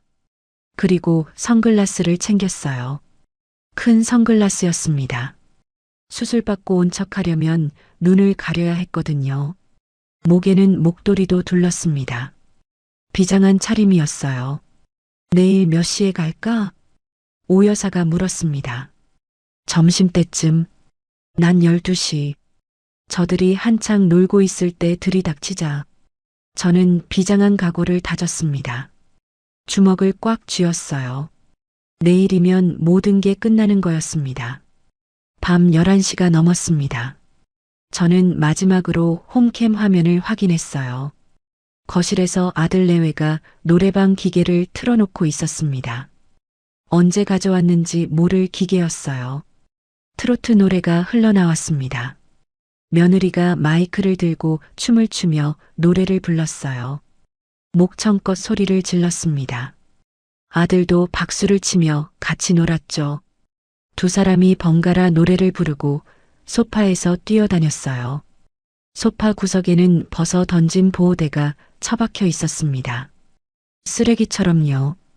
그 보호대가 모든 것을 말해주고 있었습니다. 저는 화면을 껐습니다. 이제 충분했어요. 증거는 충분히 모았습니다. 내일이면 심판의 날이었어요. 저는 침대에 누웠지만 잠이 오지 않았습니다. 내일 할 말들이 머릿속을 맴돌았어요.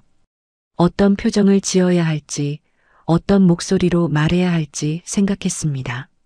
35년간 병원에서 온갖 상황을 겪어봤지만 이건 달랐어요.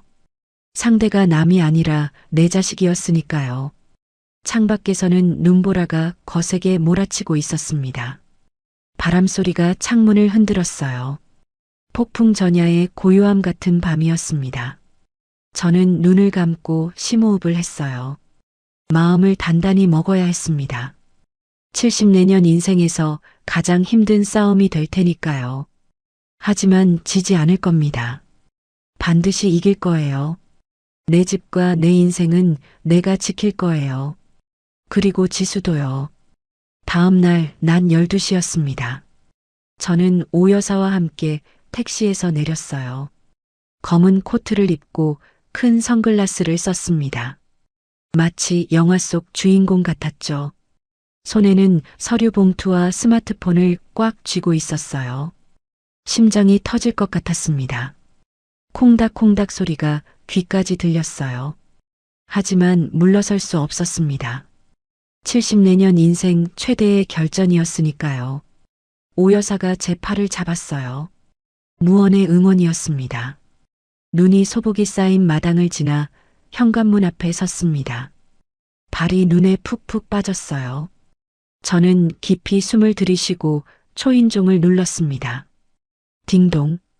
익숙한 소리가 울렸어요. 안에서 웅성거리는 소리가 들렸습니다.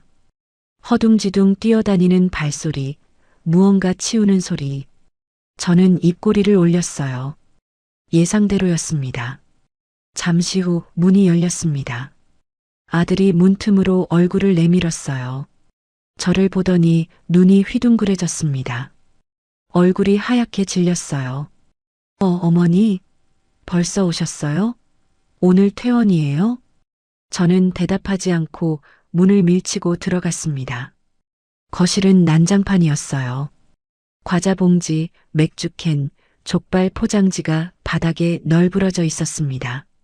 소파 쿠션은 바닥에 떨어져 있었고 노래방 기계가 텔레비전 앞에 놓여 있었죠.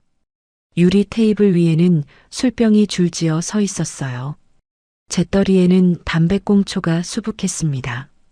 담배 냄새가 코를 찔렀어요. 저는 입술을 꽉 깨물었습니다. 내 집이 쓰레기장이 된 거였어요. 30년 넘게 정성껏 가꾼 내 집이요. 분노가 치밀어 올랐습니다. 며느리가 안방에서 급하게 나왔습니다. 휠체어도 없이 두 발로 걸어서요. 보호대도 차지 않았어요.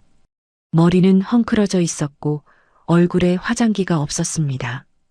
저를 보더니 화들짝 놀라며 멈춰 섰어요. 그리고 갑자기 다리를 절기 시작했습니다. 절뚝절뚝 연기를 하는 거였죠. 눈이 이리저리 굴러다녔어요. 아이고, 어머님. 깜짝이야. 수술은 잘 되셨어요?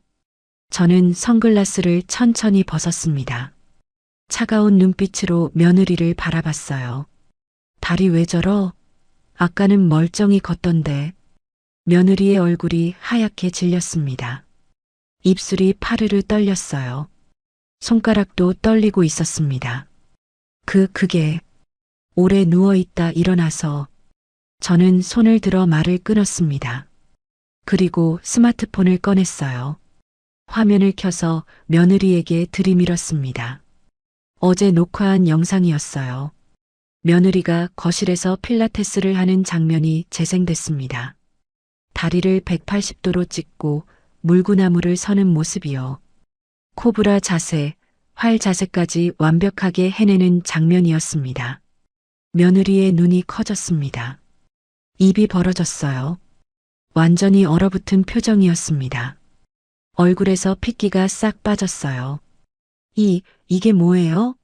어디서? 저는 차갑게 대답했습니다. 내가 물구나무 서는 영상이야. 골절 환자가 참 대단하더라. 다리 찢기까지 하고. 아들이 달려왔습니다. 화면을 보더니 얼굴이 새파랗게 변했어요. 다리가 휘청거렸습니다. 벽에 손을 짚어야 할 정도였어요. 어머니, 이게 어디서? 집에 카메라가. 저는 다음 영상을 재생했습니다. 아들이 금고를 발로 차며 노친내 치매와 나고 욕하는 장면이었어요.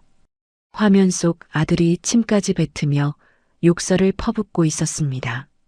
내 자식 입에서 나온 말이라고는 믿기지 않았어요. 그 다음은 사문서 위조를 모의하는 대화였습니다. 인감 찾아서 위임장 만들자. 동사무소 직원 얼버무리면 된다. 노인네 서명 위조하는 거 어렵지도 않다는 내용이 또렷하게 들렸습니다. 거실이 얼음장처럼 차가워졌습니다. 아들 내외가 굳어버렸어요. 말 한마디 못하고 서 있었습니다. 숨소리만 거칠게 들렸어요. 오 여사가 앞으로 나섰습니다. 서류 봉투에서 계약서를 꺼냈어요. 김성훈 씨, 최미영 씨, 이거 보세요. 가짜 계약서였습니다. 집을 사회복지재단에 기부한다는 내용이었어요. 날짜도 도장도 선명하게 찍혀 있었죠. 아들이 서류를 낚아챘습니다. 눈으로 훑어보더니 얼굴이 일그러졌어요. 뭐야 이게? 집을 기부해? 어머니, 이게 무슨 짓이에요? 저는 팔짱을 꼈습니다. 차분하게 말했어요. 내 집이야. 내 마음이지.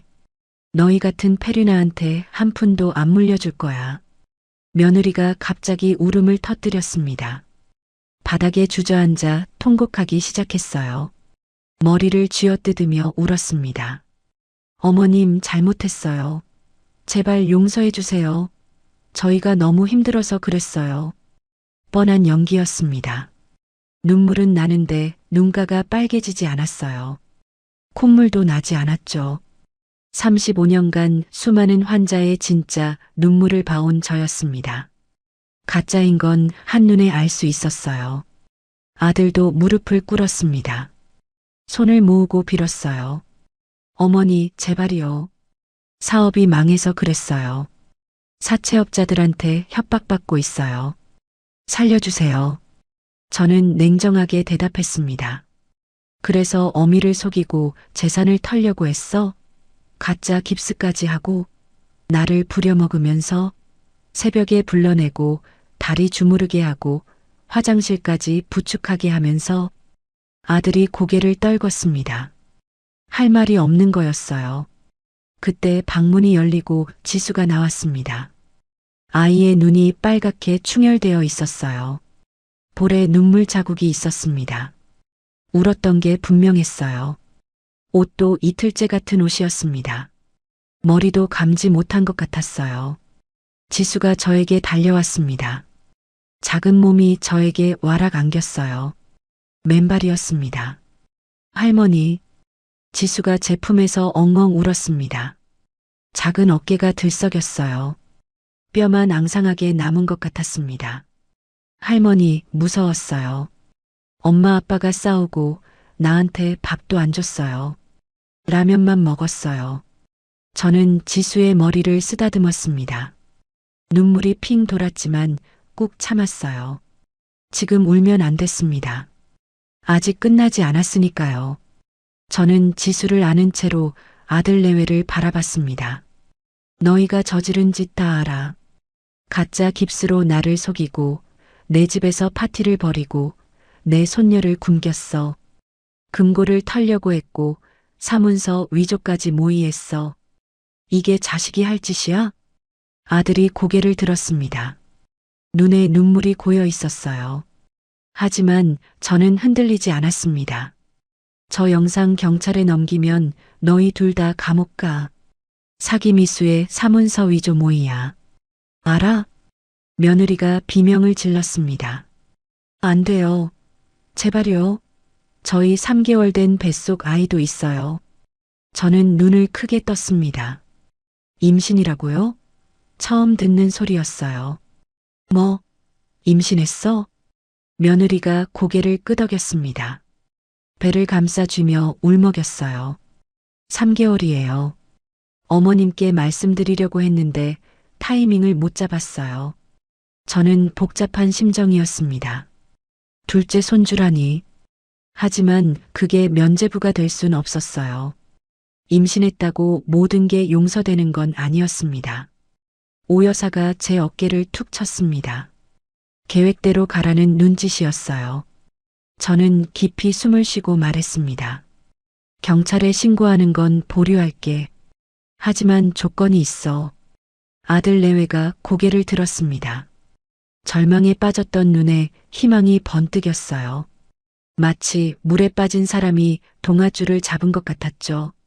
뭐든지 할게요. 뭔데요? 말씀만 하세요. 저는 손가락을 하나씩 세웠습니다. 하나, 당장 이 집에서 나가. 둘, 지수는 내가 키울 거야. 셋, 내 재산에 손대지 마. 넷, 다시는 내 앞에 나타나지 마. 아들이 펄쩍 뛰었습니다. 지수를 데려가요? 그건 안 돼요. 지수는 우리 딸이에요. 저는 스마트폰을 흔들었습니다. 화면에는 아직도 영상이 재생 중이었어요. 이 영상이 법원에 가면 어떻게 될 것 같아? 아동학대로 양육권 박탈당해. 아이 굶긴 증거도 있어. 선택해. 순순히 넘기든지 법정에서 싸우든지. 아들의 얼굴이 일그러졌습니다. 주먹을 불끈 쥐었어요. 하지만 어쩔 수 없다는 걸 알고 있었죠. 며느리가 아들의 팔을 잡았습니다. 여보, 일단 나가자. 나중에 다시 생각하자. 아들이 이를 악물었습니다. 주먹을 떨었어요. 하지만 고개를 끄덕였습니다. 알겠습니다. 나갈게요. 하지만 이건 끝이 아니에요. 아들 내외가 안방으로 들어갔습니다. 짐을 싸는 소리가 들렸어요. 옷장 여닫는 소리, 서랍 열리는 소리, 지퍼 잠그는 소리. 저는 지수를 안은 채로 소파에 앉았습니다. 다리에 힘이 풀렸어요. 긴장이 풀리니까 온몸이 후들후들 떨렸습니다. 30분쯤 지났을까요? 아들 내외가 캐리어를 끌고 나왔습니다. 캐리어 2개와 보따리 하나였어요. 며느리가 저를 노려봤어요. 눈빛에 독이 서려 있었습니다. 어머님, 두고 보세요. 이렇게 끝나지 않을 거예요. 저는 대답하지 않았습니다. 그냥 현관문을 가리켰어요. 아들이 지수를 한번 바라봤습니다. 복잡한 표정이었어요. 하지만 아무 말 없이 돌아섰습니다. 현관문이 쾅 닫혔어요. 캐리어 바퀴 소리가 멀어져 갔습니다. 저는 그제야 안도의 한숨을 내쉬었어요. 다리에서 힘이 빠졌습니다. 오 여사가 제 등을 토닥였습니다. 영자야, 잘했어. 정말 대단해. 지수가 고개를 들었습니다. 눈물이 그렁그렁했어요. 할머니, 이제 괜찮아요? 엄마 아빠 안 와요? 저는 아이의 볼을 닦아주며 이마에 입을 맞췄습니다. 응, 이제 괜찮아. 할머니가 지켜줄게. 우리 지수 이제 맛있는 거 많이 먹자. 창밖에서는 눈이 그치고 햇살이 비치기 시작했습니다. 먹구름 사이로 파란 하늘이 보였어요. 긴 폭풍이 지나간 것 같았습니다. 저는 지수를 꼭 안고 창밖을 바라봤어요. 새하얀 눈 위로 햇빛이 반짝였습니다. 이제 새로운 시작이었습니다. 아들 내외가 떠난 지 일주일이 지났습니다. 집안은 다시 평화를 되찾았어요. 저는 거실 창문을 활짝 열었습니다. 담배 냄새와 술 냄새, 눅눅한 공기를 빼야 했거든요. 찬바람이 불어왔지만 개운했습니다. 마치 묵은 때를 벗겨내는 것 같았어요. 며칠간 집을 청소했습니다. 바닥을 박박 문지르고 소파 커버를 빨고 장롱 속 옷들을 정리했어요.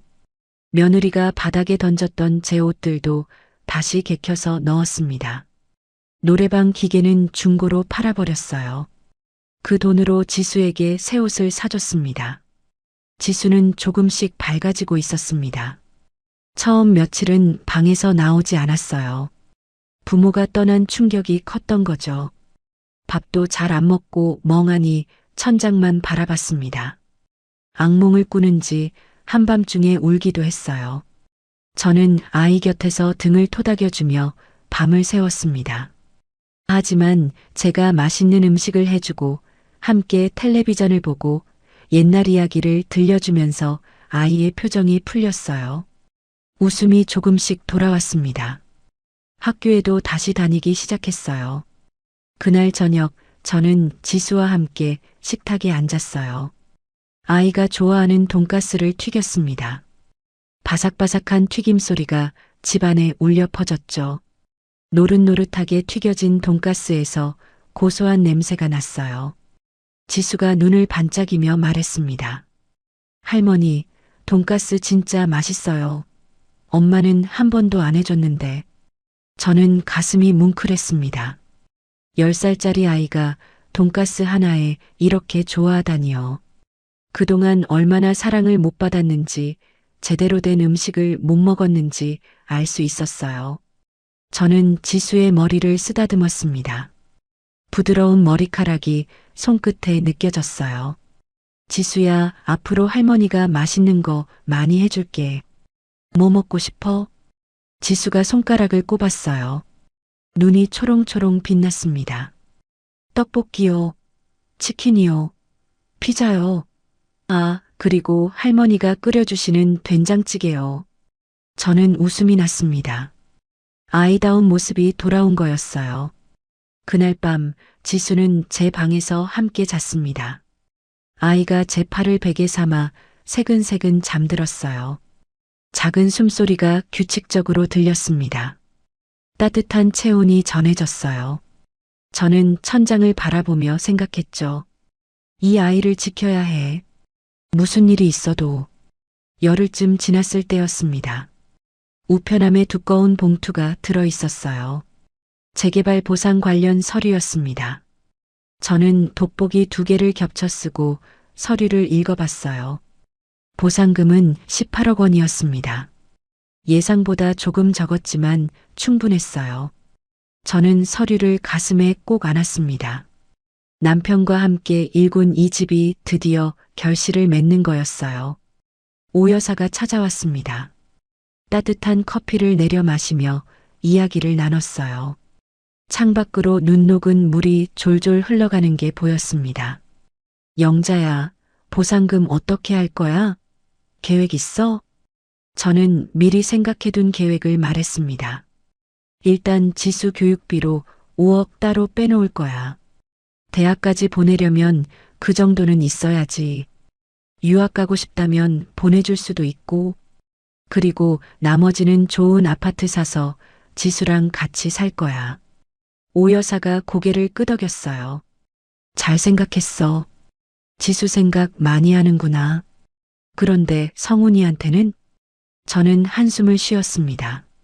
아들 생각을 하면 아직도 가슴이 아팠어요. 낳고 키운 자식인데 어떻게 안 아프겠어요. 하지만 마음을 굳혔습니다. 한 푼도 안 줄 거야. 걔가 원하면 법적으로 싸워야지. 하지만 내가 살아있는 동안은 꿈도 꾸지 마. 유류분 청구해봤자 얼마 안 돼. 오 여사가 제 손을 잡았어요. 잘 결정했어. 내가 번 돈이야. 내 마음대로 해. 그 무렵 아들에게서 연락이 왔습니다. 문자 메시지였어요. 화면에 뜬 글자를 보고 저는 한숨을 내쉬었습니다. 어머니, 잘못했습니다. 용서해 주세요. 미영이가 애 낳으면 한 번만 봐주세요. 제발이요. 저는 답장을 보내지 않았습니다. 아직은 용서할 준비가 안 됐어요. 배신의 기억이 너무 생생했습니다. 시간이 더 필요했어요. 3주가 지났습니다. 눈이 녹고 봄 기운이 돌기 시작했어요. 얼었던 땅이 풀리고 새싹이 돋아났습니다. 저는 지수를 데리고 동네 공원으로 산책을 나갔어요. 양지 바른 언덕에 진달래가 피어 있었습니다. 분홍색 꽃잎이 햇살을 받아 반짝거렸어요. 개나리도 노랗게 피어 있었습니다. 지수가 꽃을 꺾어 제게 건넸어요. 할머니 예뻐요. 할머니 머리에 꽂아드릴까요? 저는 허리를 숙여 아이가 머리에 꽃을 꽂게 해주었습니다. 지수가 깔깔 웃었어요. 맑은 웃음소리가 봄바람처럼 따뜻하게 느껴졌습니다. 할머니 꽃할머니 됐어요. 사진 찍어요. 지수가 스마트폰을 꺼냈어요. 제가 사준 거였습니다. 두 사람이 얼굴을 맞대고 사진을 찍었어요. 화면에 우리 둘의 얼굴이 나왔습니다. 주름진 할머니와 앳된 손녀. 하지만 둘 다 환하게 웃고 있었어요. 오랜만에 보는 행복한 표정이었습니다. 한 달이 지났습니다. 저는 법무사를 찾아가 유언장을 새로 썼어요. 모든 재산을 지수에게 물려준다는 내용이었습니다. 아들에게는 단 한 푼도 남기지 않았어요. 법무사가 안경 너머로 저를 바라보며 물었습니다. 정말 괜찮으시겠어요? 아드님이 이 일을 제기할 수도 있습니다. 저는 단호하게 대답했습니다. 괜찮아요. 제 뜻이에요. 아들한테는 기회를 줬는데 스스로 버렸어요. 유언장에 도장을 꾹 찍었습니다. 손끝에 힘이 들어갔어요. 빨간 인주가 선명하게 찍혔습니다. 이제 더 이상 흔들리지 않을 거였어요. 6월이 되었습니다. 재개발 보상금이 통장에 들어왔어요. 숫자를 확인하고 가슴이 벅찼습니다. 저는 그 돈으로 새 아파트를 계약했어요. 지하철역에서 걸어서 5분 거리의 깨끗한 신축 아파트였습니다. 방 3개짜리 32평이었어요. 지수방도 따로 만들어줄 수 있었죠. 창문이 남향이라 햇살이 잘 들어왔습니다. 이사하는 날 오 여사가 도와주러 왔습니다. 이사업체 직원들이 땀을 뻘뻘 흘리며 짐을 나르는 동안 우리는 지휘를 했어요.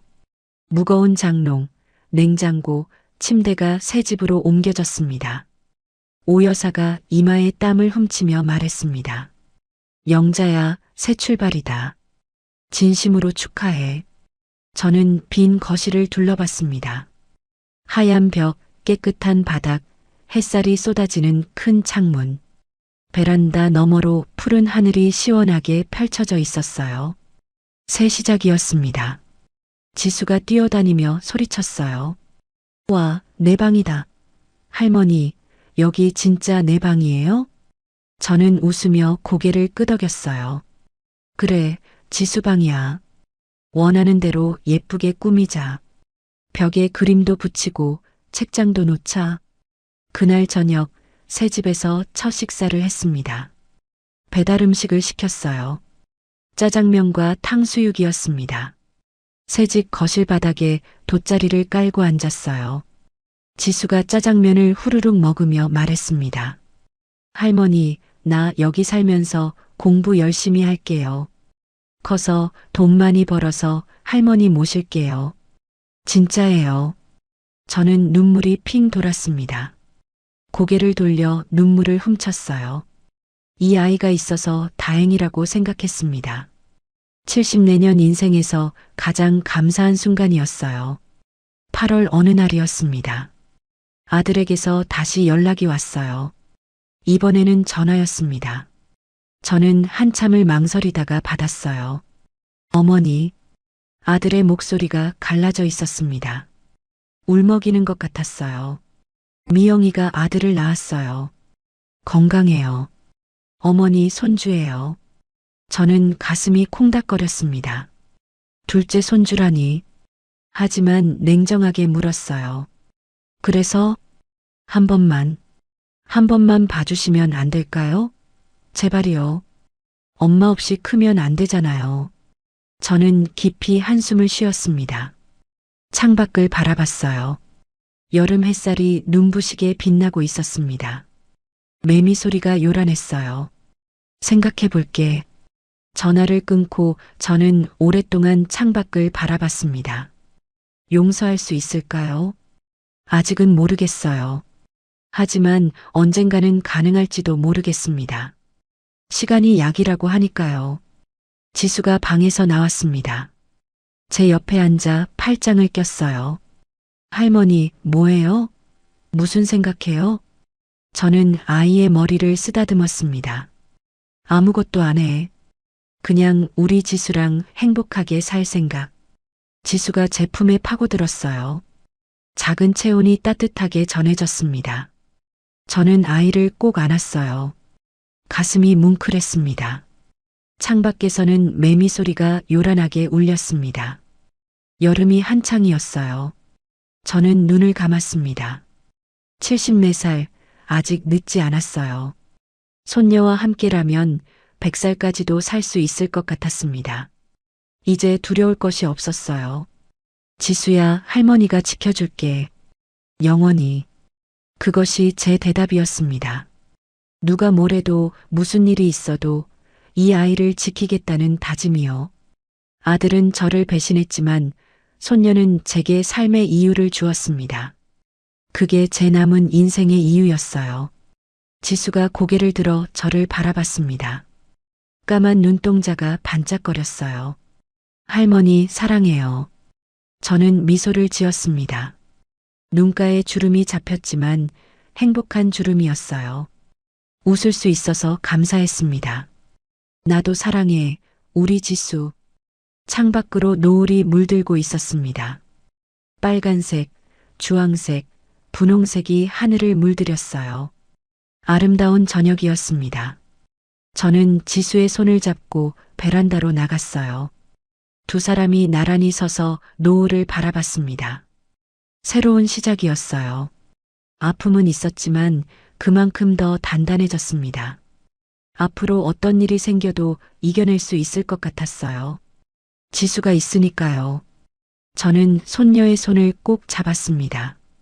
작지만 따뜻한 손이었어요. 이 손을 놓지 않을 거였습니다. 끝까지요. 평생요. 오늘의 사연 어떠셨나요? 사연이 마음에 닿았다면 더 좋은 사연으로 찾아뵐 수 있도록 구독과 좋아요를 눌러주세요. 그리고 사연의 주인공을 위한 따뜻한 말씀도 댓글로 부탁드립니다. 여러분의 오늘을 응원합니다. 인생 소풍이었습니다.